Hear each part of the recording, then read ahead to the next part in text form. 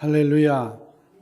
우리 2016년 새로운 한 해가 이렇게 밝아왔습니다.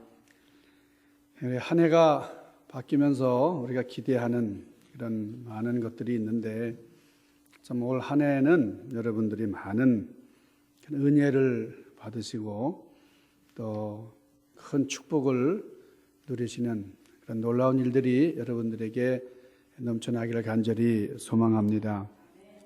해가 바뀌면은 사람들이 주로 찾는 곳이 있습니다. 점치는 곳입니다. 내 운수가 어떻게 될 것인지, 올해 한 해 내 삶의 여정이 어떠할 것인지. 제가 한국의 뉴스를 보니까 이 구슬해 준다고, 점을 쳐주고 구슬을 해준다고 이게 액수가 굉장하더라고요. 이 억대가 넘는 그런 대가를 다 받아놓고는 구슬해주지 않아가지고 코트에 가가지고 거기서 참 재판을 받는 그런 걸 봤는데,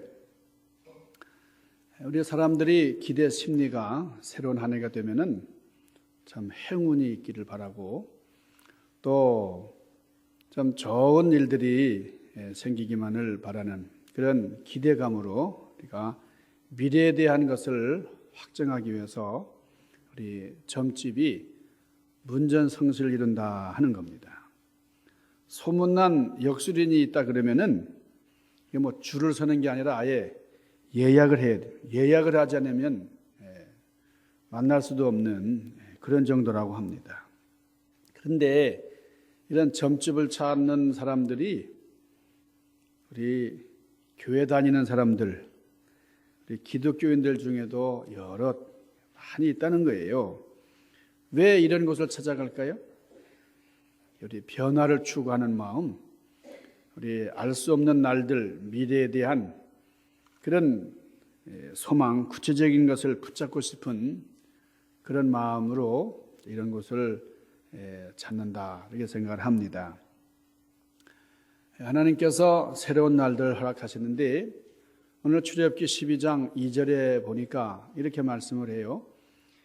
이 달로 너희에게 달의 시작, 곧 해의 첫 달이 되게 하고, 이렇게 말씀을 하십니다. 무슨 말씀인가 하니 하나님께서 달력을 만들어 주신다 그런 거예요. 달력을 만들어 주셔서 그것을 모세와 아론에게 말씀을 하시는데, 자, 이 달로 너희에게 달의 시작, 곧 해의 첫 달이 되게 한다 그랬어요. 지금 우리가 사용하고 있는 달력은 오랜 역사를 가지고 있습니다. 우리가 쓰는 점 달력, 우리가 캘렌더라고 하는 이 달력이 로마 교황 그레고리 13세가 개량하고 발전한 그런 그레고리력입니다. 이 그레고리력을 우리가 사용을 하고 있는데, 이 그레고리력은 로마의 정치가이면서 장군이었던 우리가 잘 아는 이 줄리어스 시저가, 율리우스 가이사라고 하는 이 시저가 이집트를 침공했을 때에 이집트에서 사용하는 이집트력을 가지고 왔어요. 그것을 기본으로 해서 로마력과 함께 접목시킨 그것이 우리가 지키는 그레고리력입니다. 그러니까 이집트가 얼마나 발전한 문화를 가지고 있었나, 발달된 문화를 구가하고 있었나 하는 걸 알 수 있는데, 애굽에서 이스라엘 백성들이 탈출할 그때에 그 애굽은 정말 발전된 문화가 정말 발전된 그런 나라였다는 거예요. 자, 이 고대 이집트에서는 나일강이 넘쳐가지고 나일강이 범람해서 그 나일강이 주기적으로 범람을 하는데, 그때에 그 하늘에 시리우스 별자리를 기준으로 하고 나일강이 범람하는 그것을 기준으로 해서 이 사람들이 이제 달력을 지켰다는 거예요. 그래서 나일강이 범람한 뒤에 365일이 지나면은 또 범람을 하는 거예요. 360일이 지나면 또 나일강이 범람을 하는 거예요. 그래서 지금 우리 과학이 많이 발달해서 우리가 압니다마는 이게 달과 지구와 태양과의 이런 관계들이잖아요. 그래서 달이 땡기고 달이 이렇게 돌면서 그래서 힘을 주는 또 힘을 통해서 끌어당기는 그런 역학관계가 있습니다. 그래서 이 나일강이 범람하는, 그러니까 나일강이 범람하면은 한 해 농사의 시작을 알려주는 거예요. 나일강이 범람하면은 땅이 비옥해지고 그 퇴비를 많이 이렇게 끌고 오니까 이 물들이 말이죠. 그래서 농사를 다시 지을 수 있었다. 이 달력이라고 하는 것이 사회 전반에 영향을 끼치는 겁니다. 오늘 출애굽하는 이스라엘 백성들에게 하나님께서 다른 말씀도 많이 하셨지만 특별히 달력을 제정해 주셨어요.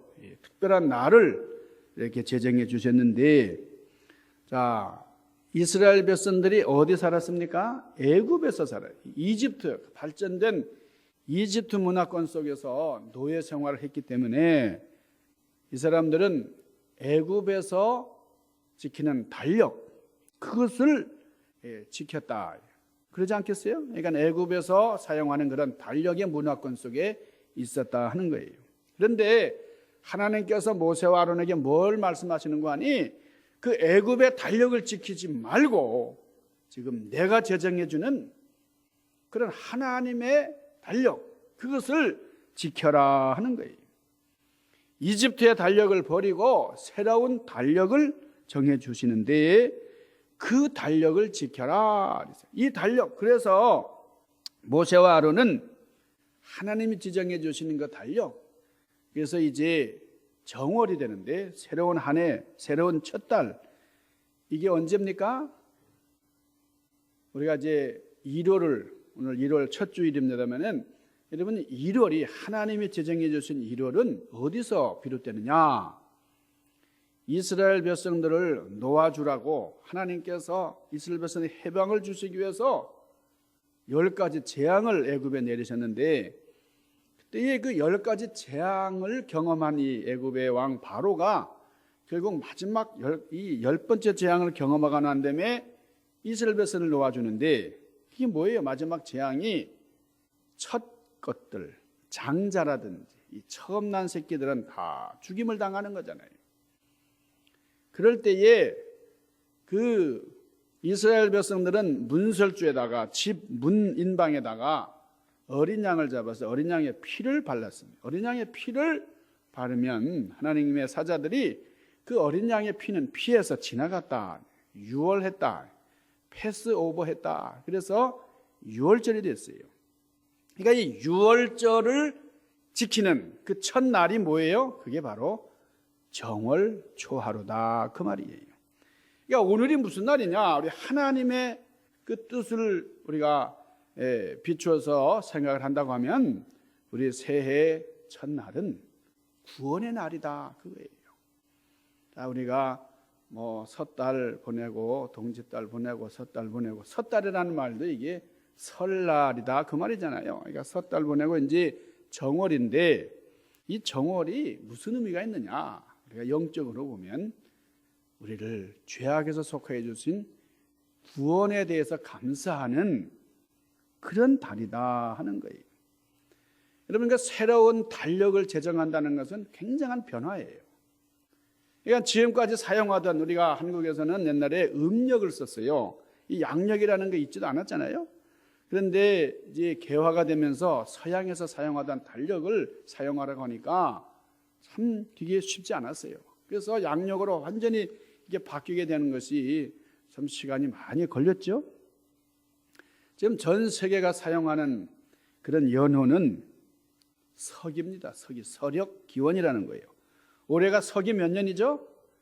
2016년. 이걸 모르면 안 됩니다, 여러분. 올해가 서기 몇 년이요? 2016년. 대답을 안 하시는 분들은 몰라서 안 하는 건 아니죠? 제가 대답 안 하는 분은 모르는 줄 알기가 쉬우니까. 자, 올해가 서기 몇 년이에요? 2016년. 여러분, 서력기원이라는 것, 석이라는 말은 예수님의 역사다 그 말입니다. 서기라는 말이 그래요. 그래서 2016년은 예수님의 역사, 예수님께서 태어나신 해를 원년으로 하고 그것을 기준으로 해서 1년, 2년 계산했는데 올해가 예수님 오신 지 2016년 되는 해다. 그게 서기다 그 말이죠. 그러니까 전 세계가 이 서기라는 연호를 쓰지만은 이걸 과감하게 안 쓰겠다고 하는 나라들이 몇 있어요. 이게 저 아바이 동지가 다스리는 저 북조선 같은 데는 주체라는 걸 씁니다. 주체. 올해가 주체 105년이라 그래요. 105년. 김일성이가 1912년에 태어났는데 그 김일성이가 태어난 그 해를 주체 1년, 2년 그래가지고 올해가 105년이라 그래요. 일본 같은 나라는 아키히도 천황이 즉위한 그 해부터 해가지고 헤이세이라고 하는 연호를 쓰고 있고요. 이 히로히도 천황이 이제 통치할 때는 쇼와라는 걸 썼잖아요. 우리 2차 대전을 일으킨 이 주범, 이 히로히도. 이 사람이 죽고 난 다음에 헤이세이로 바뀌고 그랬는데 뭐 이렇게 유별난 나라들도 있습니다만 어쨌든 서기라고 하는 것을 부인 못해요. 예수님의 역사 속에 살고 있는 겁니다. 자, 우리가 비행기를 타고 가다가 이제 어느 일정 지역을 지날 때는 시계를 이렇게 바꾸잖아요. 우리 한국에서 미국으로 올 때도 이제 여기서는 이제 미국으로 들어왔습니다. 여러분 시간을 맞추세요. 뭐 승무원들이 그렇게 얘기를 하잖아요. 그러니까 시계를 이제 조정을 합니다. 그러니까 이 날짜 변경선을 지날 때는 시계를 다시 맞추는데 여러분이 시계를 맞춘다는 게 무슨 의미예요? 단순히 시간만 바꾸는 거예요? 아니잖아요. 그러니까 새로운 환경으로 들어가기 때문에 시간도 바뀌고 또 지금까지 내가 사용하던 이 언어는 좀 다른, 한국에서는 우리 한국말을 썼지만은 미국에 오니까 우리가 영어를 써야 되고 말이에요. 그리고 여기서 사용하는 법에 따라야 되고 그렇습니다. 그러니까 공항에 딱 내렸더니 지금 내가 살던 환경과는 다른, 그래서 힘들고 혼란스럽습니다. 그런 많은 변화에 맞춰 가려니까 참 우리가 익숙한 그런 지금까지의 삶과는 다른 그런 환경 가운데서 우리가 좀 힘들어하는데, 자, 지금 이스라엘 백성들이 지금까지는 노예 생활을 했고 그리고 애굽에서 사용하는 달력을 사용했댔는데 지금 그것은 다 버리라는 거예요. 그건 잊으라는 거예요. 이제는 새로운 달력, 하나님이 주시는 그 구원의 날을 경험해야 되고 또 하나님께서 함께 하시는 그 역사를 바라보며 살아라 하는 거예요.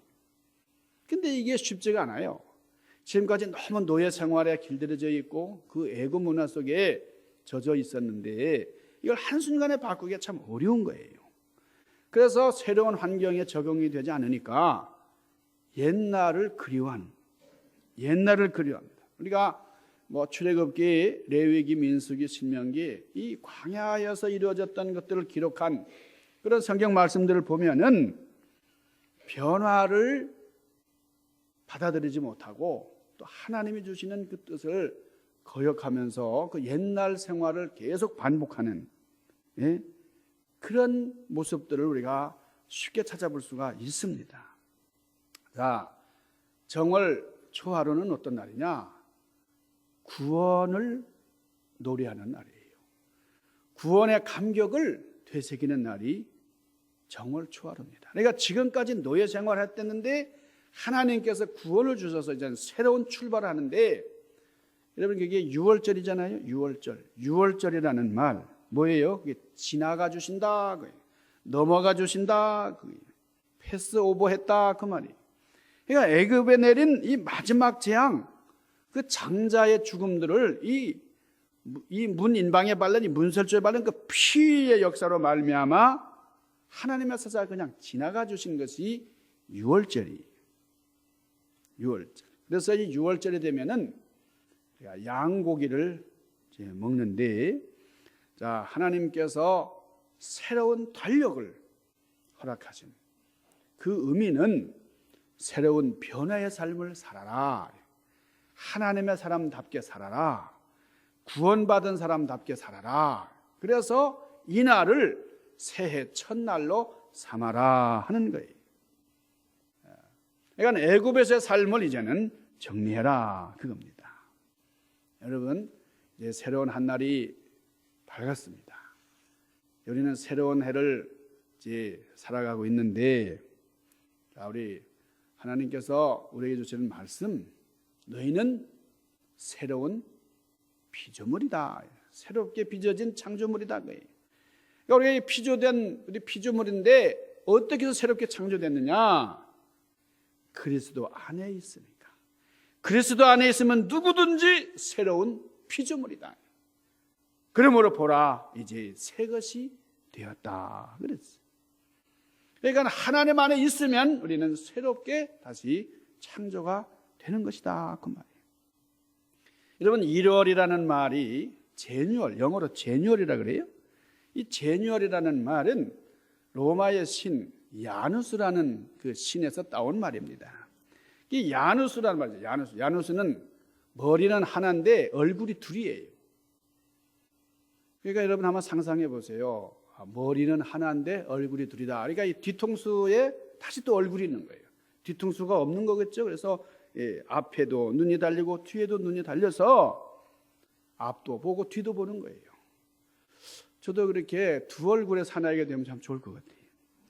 자, 이 야누스는 그러니까 시작과 변화의 신이다 그겁니다. 기본적인 뜻은 어느 경계에 위치한 게이트라는 뜻이에요. 문을 상징하는 거예요. 그러니까 문이라는 게 뭐예요? 안과 밖을 경계하는 게 문이잖아요. 문을 열고 나가면 바뀌고 들어오면 이게 안이잖아요. 이게 문이라는 게 이게 경계입니다. 이게 야누스다 하는 뜻이에요. 그러니까 하나의 머리에 두 개를 가져가지고, 그러니까 이 두 개의 얼굴 중에 하나는 몽둥이를 상징한다는 거예요. 몽둥이. 또 다른 쪽 얼굴은 열쇠를 의미한다는 거예요. 몽둥이가 뭡니까? 쫓아버리는 거잖아요. 열쇠는 뭐예요? 새로운 것을 여는 거예요. 그러니까 묵은 해는 몽둥이로 쫓아버리고 새로운 날 새해를 열쇠로 열어라, 그런 의미가 있다 그겁니다.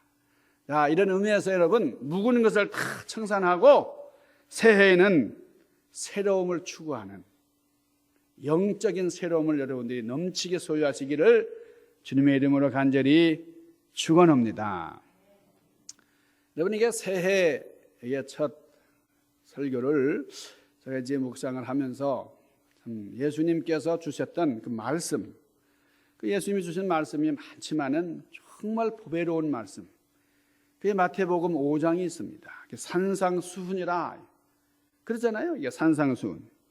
산상수훈을 탁 열면 말이에요, 마태복음 5장 3절 첫 산상수훈의 말씀이 뭐예요?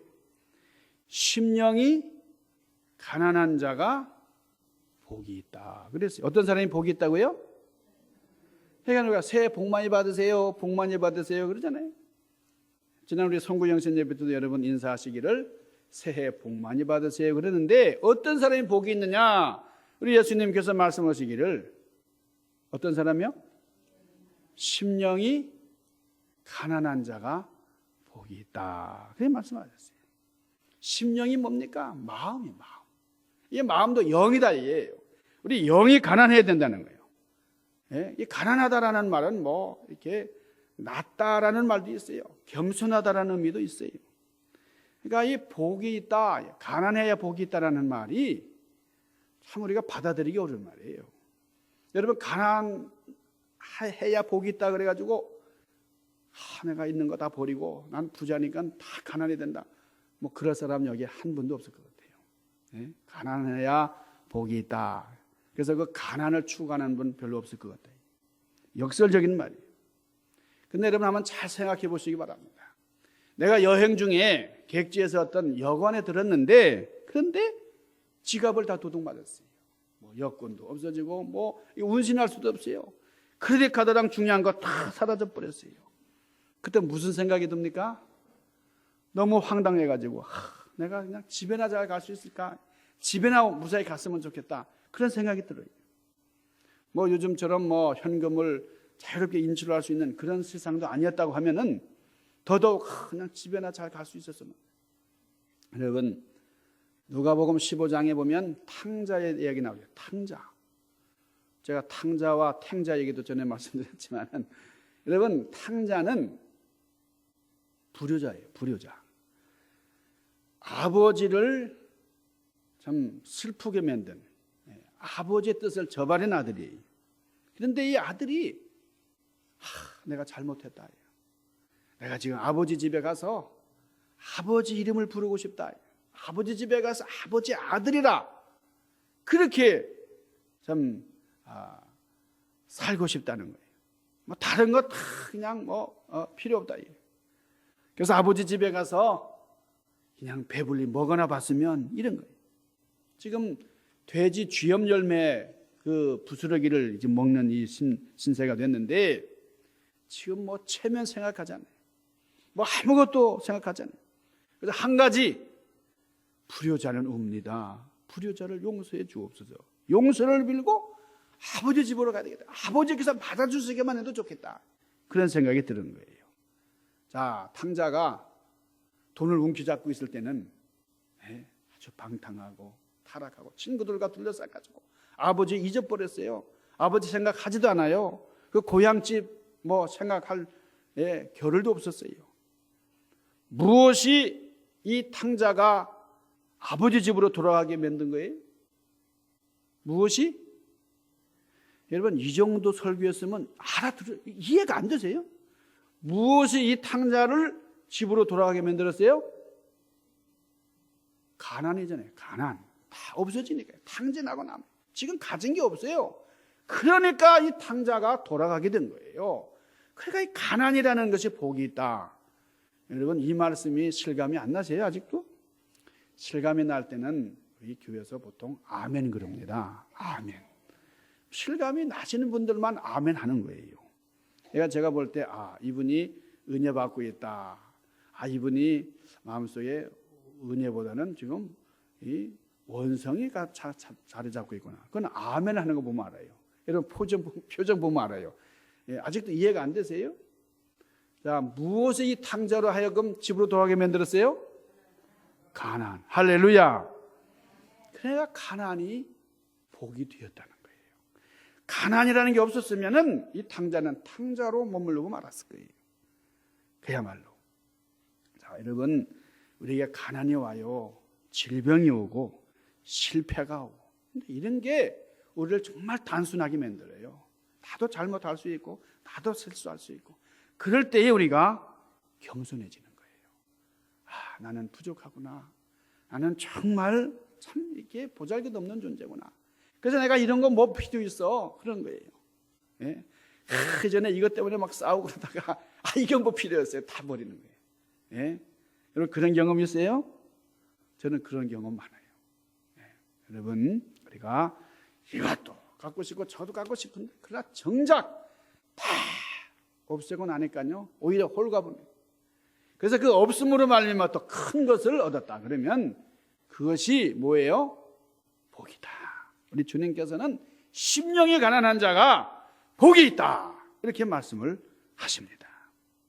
그러면 심령이 가난한 자가 어떻게 된다고요? 복이 있고, 그 복은 뭐예요? 천국이 저희 것이다. 그러니까 천국을 소유하는 사람도 가난을 경험해야 된다는 거예요. 내 사업이 안 되고 이것도 안 되고 저것도 안 되고 이것도 안 되니까 교회도 안 간다. 그럼 그러시면 안 되는 거예요. 그럴 때는 우리가 신앙을 붙잡아야 돼요. 더 힘들기 때문에 내가 신앙을 붙잡아야 돼요. 계속 역설적인 말씀들이에요. 여러분, 예수님께서 또 뭐라고 말씀하세요? 애통하는 자가 복이 있다. 애통하는 자. 어떻게 애통하는 자가 복이 있습니까? 새로운 한 해를 맞아서 1년 12달 계속 웃고 살고 싶다. 웃으면 복이 온다 그러는데 왜 애통하라고 하시는가? 애통하는 자가 복이 있다는 말씀이 무슨 의미냐? 무슨 말입니까? 우리가 하나님과의 관계 속에서 애통하는 자가 돼야 돼요. 정말 눈물이 있어야 돼요. 나는 부끄럽고 나는 죄스럽고 나는 모자랍니다. 이래. 그럴 때에 용서가 있고 용납해 주시고 위로가 있는 거예요. 여러분, 누가복음 18장에 보면 두 기도가 나와요. 두 기도. 하나는 바리새인의 기도였어요. 여러분 객관적으로 보나 주관적으로 보나 바리새인은 세리보다 의롭게 산 사람이에요. 바리새인은 정말 생활도 참 깨끗했고 하나님 앞에 많은 것을 바치면서 헌신하며 산 사람이에요.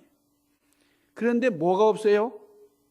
자, 세리의 기도와 바리새의 기도를 보면 바리새인은 참 신실한 사람이고 또 많이 깨달은 사람이고 마음을 많이 도운 사람이고 틀림없어요. 그런데 세리와 바리새인의 차이가 뭐냐? 애통함이 없어요. 애통함이. 기도를 하는데 주님이 보시는데 바리새인이 나와가지고 아버지 저는 이거 했습니다 저거 했습니다 하는 거예요. 나는 토색도 아니하고 불의하도 아니 간음을 하는 자들과 같지 아니하고 저 세리와도 같지 않습니다. 왜 저 세리와 같지 않다는 말은 안 하면 좋겠는데 나는 저 녀석과는 다른 종자입니다 그런 거예요. 나는 일회에 2번씩 금식하고 소득의 11조도 바칩니다. 예, 기도죠. 틀린 기도가 아니에요. 그런데 교만한 기도입니다. 눈물이 없는 기도예요. 애통함이 없는 기도예요. 내가 이걸 했는데 내 의의가 나타나야 된다 이거예요. 내가 이걸 했다 이거 왜 알아주지 않냐 이거예요. 여러분 애통함이 없는 자 여러분 하나님 나라를 볼 수 없어요. 하나님 나라에서 의리라 칭하지 않는다 그랬어요. 내가 이 세상에서 뭐 인정 다 받고 내가 이 세상에서 칭찬 다 받았는데 예수님이 뭐라 그러셨어요? 내가 하늘나라에서 너를 모른다 하리라 그랬어요. 할렐루야. 내가 하는 것 오른손이 하는 것 왼손이 모르게 하라 그랬었잖아요. 어쩌면 우리는 이걸 나타내고 싶은 거예요. 그냥 내가 저 사람보다 조금 더 낫지 않냐 이게요. 저 사람보다 조금 더 봉사하지 않냐 이게. 그런데 세리는 가슴을 치면서 저는 죄인입니다. 저는 너무나 부족합니다. 감히 눈을 들어서 하늘을 울어보지도 못해요. 눈물을 흘리면서 기도하는 거예요. 하나님이여 불쌍히 여겨 주옵소서. 하나님이여 나는 죄인입니다. 여러분 예수님의 해석을 들어보십시다. 내가 너희에게 이르노니 이 사람이 저 사람보다 의롭다 하심을 받고 집에 내려갔느니라. 무릇 자기를 높이는 자는 낮아지고 자기를 낮추는 자는 높아지리라. 무슨 말이에요? 세리는 죄인임을 인정하면서 애통한 거예요. 자기를 생각하니까 너무나 괴로운 거예요. 그러면서 기도를 하는데 아버지 용서하여 주옵소서. 아버지 저는 죄인입니다. 저는 한 일도 없습니다. 사실 이 세리가 한 일이 없어요. 그리고 뭐 부정한 일도 많이 했어요. 그러나 주님이 보실 때는 눈물이 있는 기도예요. 애통함이 있는 기도예요. 자기 죄를 고하는 기도예요.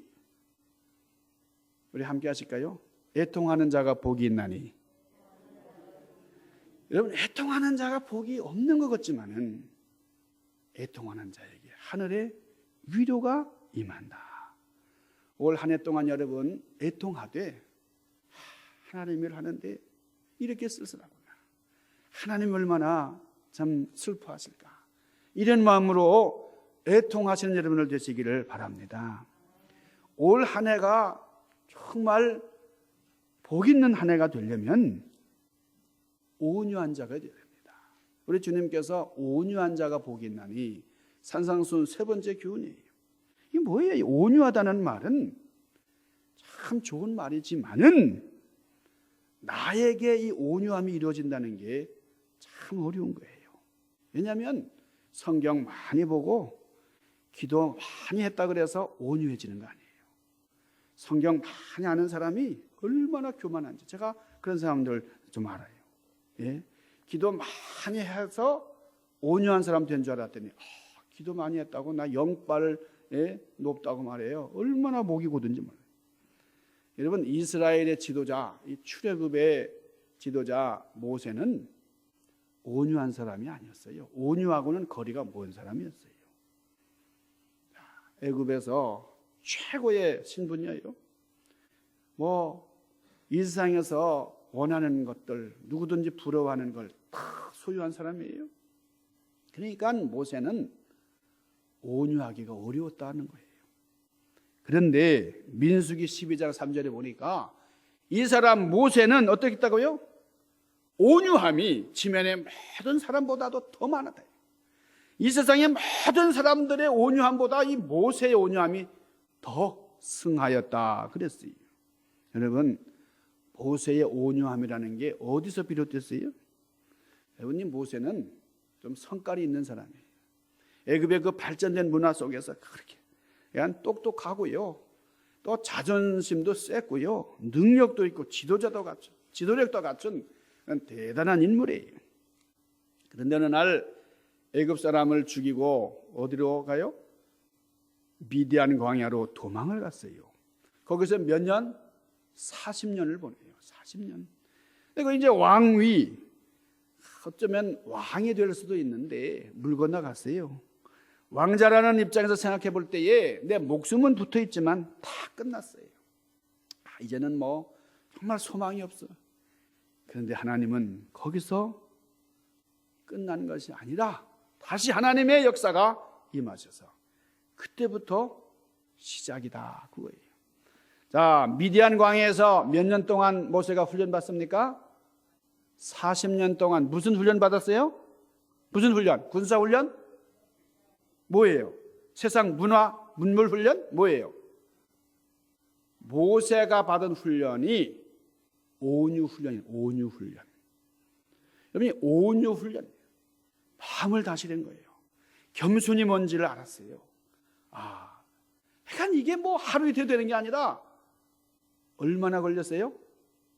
40년. 여러분, 오래 살아야 됩니다. 40년 살고, 세상에도 40년 살고, 미디안 광야에서 40년을 살면서 온유해졌잖아요.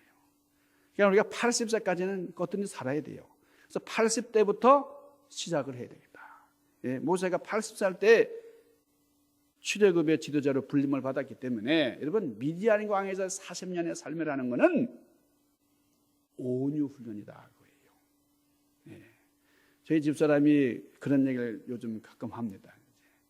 제가 가정 얘기하는 거 여러분 좀 듣고 싶어 하지 않으시지만은, 제가 우리 집사람이 이제 제가 이제 좀 그 인물이 좋으니까 인물에 반해가지고 이제 결혼했고, 또 제가 이제 또 이 전망이 창창해서 아마 결혼했다 뭐 그런 말 한 적은 없지만은, 아마 제가 진짜 뭐 전망도 없고 정말 못생겼으면 저를 택할 사람이 아니에요, 보니까. 근데 제가 그래도 괜찮은 게 있으니까 했는데, 근데 살다 보니까 그게 다 소용이 없다는 얘기예요. 그래서 온유했으면 좋겠다는 거예요. 부드러운 게 좋다는 거예요. 그러니까 제가 원래 부드러운 사람인데 그걸 잘 모르는 거죠. 근데 여러분, 살다 보니까 뭐가 좋아요? 인물 잘나고 뭐 똑똑하고, 여러분 더 피곤하기만 한 거예요. 그저 온유하고, 그냥 우리가 큰 소리 내지 말고 정말 사랑하면서 살면 좀, 이게 조마조마해서 어떤 이게 되겠어요? 여러분, 온유한 자가 복이 있나니 저가 어떻게 해요? 땅을 기업으로 받을 것이요.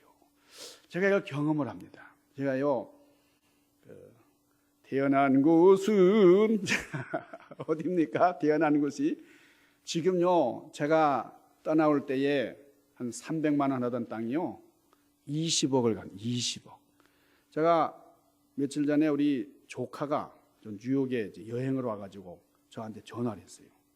그래서 제가, 아니 중국 사람들이 그렇게 우리 땅들 사간다는데 지금 얼마나 올랐냐 그랬더니, 제가 물어봤어요. 내가 전에 가지고 있던 땅이 있어요. 그걸 이렇게 미국에서 다 팔아쳤는데 그게 얼마쯤 가냐니까, 요즘에 한 20억 원 간다고 그래요. 야, 제가 기절하는 줄 알았어요.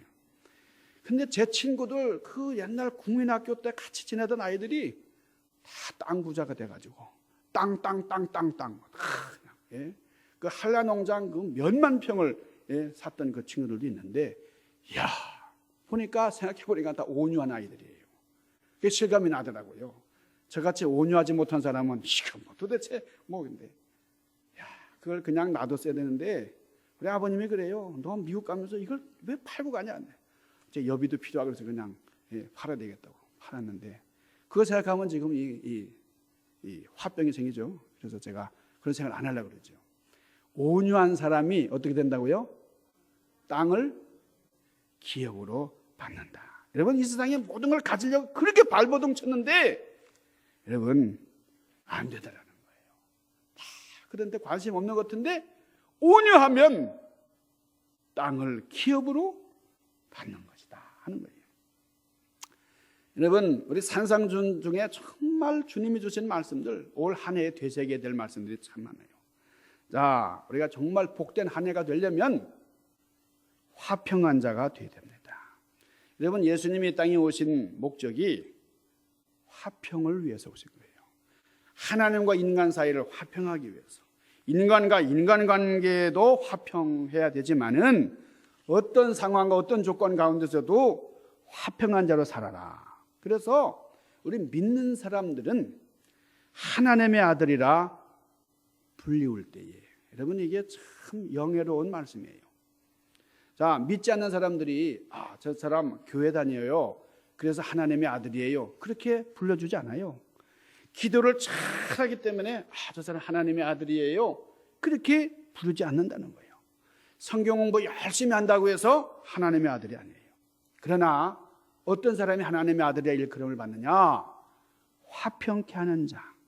세상 사람들이 저 사람 저렇게 화평을 이루는 사람이다 할 때에 하나님의 아들이로구나, 이렇게 칭찬하게 된다는 겁니다. 화평케 하는 자, 무엇이라 불리운다고요? 하나님의 자녀라고 불리음을 받는데, 하나님의 자녀라고 칭송받는 사람은 화평케 하는 자예요. 불화를 조성하고 그냥 이간질시키고, 이거는 마귀가 하는 일이에요. 여러분, 우리가 심판의 날 그러면 마지막 날이죠. 마지막 날. 출애굽기 12장을 보면은 여러분, 장자들이 다 죽는 재앙을 애굽에 내리실 때에 하나님께서 뭐라 그러세요? 이 달이 심판의 날이니까 끝이다, 그게 아니고 이 달이 한 해의 시작이다, 그거예요. 그러니까 안 믿는 사람, 하나님의 영역을 모르는, 하나님과 상관없는 사람들에게는 심판의 날이겠지만은 그날이 우리 믿는 자들에게는 무슨 날이에요? 구원의 날이에요. 생명의 날이다. 그래서 여러분, 주님 재림하시는 날이 멀지 않은, 자, 우리가 주님의, 오늘 아침에도 어떤 분이 그래요. 이제 말세다. 말세의 징조가 많아요. 근데 이 말세가 다가올수록 우리 믿는 사람들은, 주님을 기다리는 사람들에게는 영원한 생명의 날이고, 세상 사람들이 심판의 날이라고 무서워하는 날이 바로 우리에게는 구원의 날이다. 우리가 기다리는 날이다, 그거예요. 그러니까 이스라엘 백성들에게 무조건 구원의 날, 새날이 약속되는 게 아니고, 여러분 오늘 출애굽기 12장이 뭐예요? 어떻게 양을 잡고 유월절 어떻게 지켜야 되는지, 쓴 나무를 이렇게 먹어라, 어떻게 해라, 다 디테일하게 설명해 주시는데, 그 피를 우슬초에 적셔서 문설주에 바르고 인방에 바르고 그 고기를 불에 구워 무교병과 쓴 나물과 함께 먹되 어떻게 하라고요? 허리에 띠를 띠고 발에 신을 신고 지팡이를 손에 잡고 급히 먹어라. 여러분, 이건 뭐 양반들이 먹는 거하고는 거리가 멀죠. 급히 가야 되니까. 우리 양반들은 좀 이게 좀 시행하기가 쉽지 않은데, 여러분, 어린 양이 누구예요? 예수 그리스도. 예수 그리스도의 예표입니다. 어린 양의 피는 무엇입니까? 십자가의 보혈입니다. 불에 구워서 무교병과 쓴 나물을 먹어라, 함께 먹어라. 이게 믿음이 온전해져야 된다는 거예요. 어느 부분적으로만 하는 게 아니라는 거예요. 애통함으로, 온전한 믿음으로 평안을 이루면서 예수님의 살과 피를 공급받아라 하는 겁니다. 여러분, 2016년 새해가 완전하죠. 이제 새로운 날이 완전히 밝아왔어요. 이제 묵은 해는 다 갔습니다. 이제 주님 오실 심판의 날이 점점 가까워지고 있어요. 이제 우리는 구원의 날을 맞았고 구원의 날을 이제 시작하는 거예요. 그래서 우리는 어떤 마음가짐으로 올 한 해를 지내야 되겠느냐? 구원의 의미를 새롭게 하는데 눈을 뜨는 그런 교회가 되기를 바랍니다. 이달로 너희에게 달의 시작, 곧 첫 달이 되게 하라. 영원히 이 사건을 잊지 말아라는 거예요. 이걸 기억하라는 거예요. 애굽에서 있었던 이 사건을 기억하고 감격하며 살아라, 그 말이에요. 여러분, 예수 그리스도의 구원의 역사가 얼마나 귀하고 감사한 일인지 몰라요. 그러니까 그 옛날 몇천 년 전에 있었던 이 애굽에서의 그 구원의 사건이 바로 우리에게 임하셔서 예수 그리스도 흠없는 그 어린 양의 피로 우리가 구원을 받은 사실을 인하여 감사할 수 있어야 된다는 거예요.